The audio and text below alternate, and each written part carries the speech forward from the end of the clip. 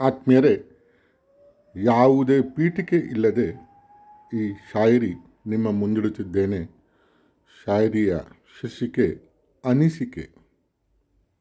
ಆಸ್ಪತ್ರೆಯಲ್ಲಿದ್ದೆ, ಸಾಯುವುದಿಲ್ಲ ಗೊತ್ತಿತ್ತು, ಏಕೆ ಸಾಯಬಾರದು ಅನಿಸುತ್ತಿತ್ತು.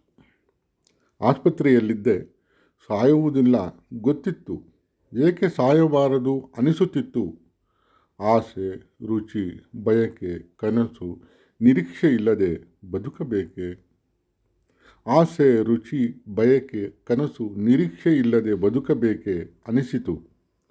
ಫೋನ್ ಕರೆ ಬಂತು. ಮುದ್ದಾದ ಮೊಮ್ಮಗಳು ನಕ್ಕು ತಾತ ಎಂದಳು. ಮುದ್ದಾದ ಮೊಮ್ಮಗಳು ನಕ್ಕು ತಾತ ಎಂದಳು. ನಮ್ಮನ್ನು ನೋಡಿ ಕೆಲವರ ಮುಖ ಅರಳುವುದಾದರೆ ಏಕೆ ಬದುಕಬಾರದು? ನಮ್ಮನ್ನು ನೋಡಿ ಕೆಲವರ ಮುಖ ಅರಳುವುದಾದರೆ ಏಕೆ ಬದುಕಬಾರದು? ಏಕೆ ಬದುಕಬಾರದು? ಕೇಳಿದ್ದಕ್ಕೆ ಧನ್ಯವಾದ. ನಿಮ್ಮ ಮುಗ್ಧ ಬೇಕ್.